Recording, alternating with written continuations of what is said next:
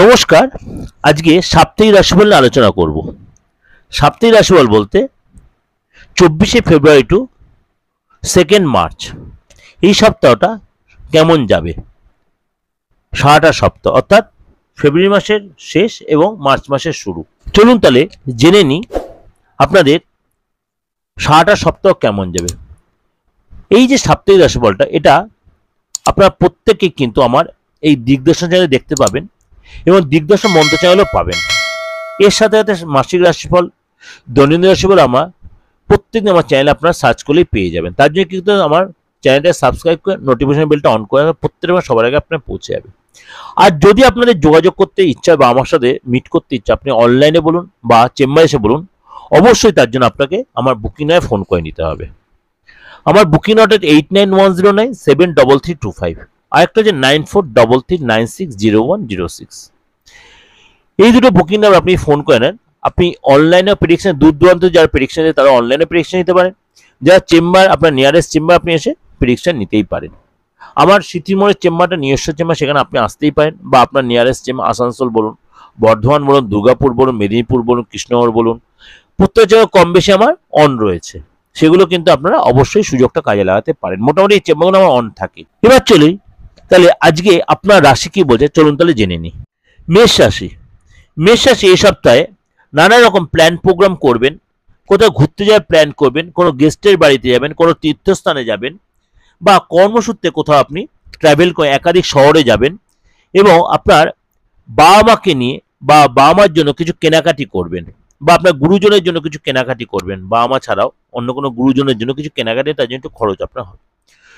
ইএনটির problem, জ্বরের হতে পারে ইনফেকশন বা অ্যাসিডিটি, গ্যাস, অম্বল, এগুলোতে আপনি কিন্তু এই সপ্তাহে একটু ভুগবেন। আপনি এই সপ্তাহে আপনাকে ইনকাম যেমনি হবে, খরচও কিন্তু হবে।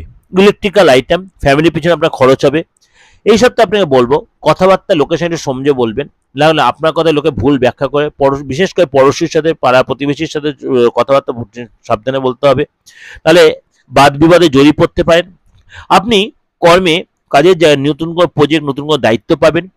আপনি অফিসে কলিগদের সাথে কোনো পার্টি ফাংশনে যাবেন, নতুন কোনো প্রজেক্ট পাবেন।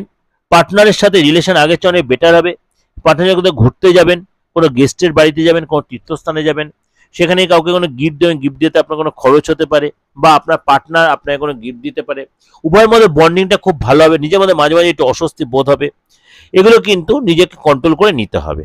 এটা আপনাদের এই যে প্রোগ্রাম আপনাদের কাছে আমি প্রেজেন্ট করলাম, রাশিগুলো, আপনার রাশি, এইটা কিন্তু আপনাদের আমি মানে ওভারঅল ডিসকাশন হয়। তাও সত্য বলছি, আমি প্রত্যেক গ্রহশয় বেশ করে কিন্তু আপনাদের প্রেজেন্ট করি। মানে 100% না হলে 90-95% মিলতে বাধ্য। যদি দেখছেন সেখানে কোনো আপনার অবস্ট্রাকশন বা কোনো মিলছে না, তাহলে অবশ্যই আপনি কারোর সাথে যোগাযোগ করুন। আপনার ডেট অফ বার্থটা দেখান, আপনার হাতটা দেখান, আপনার ফেসটা রিড করুন।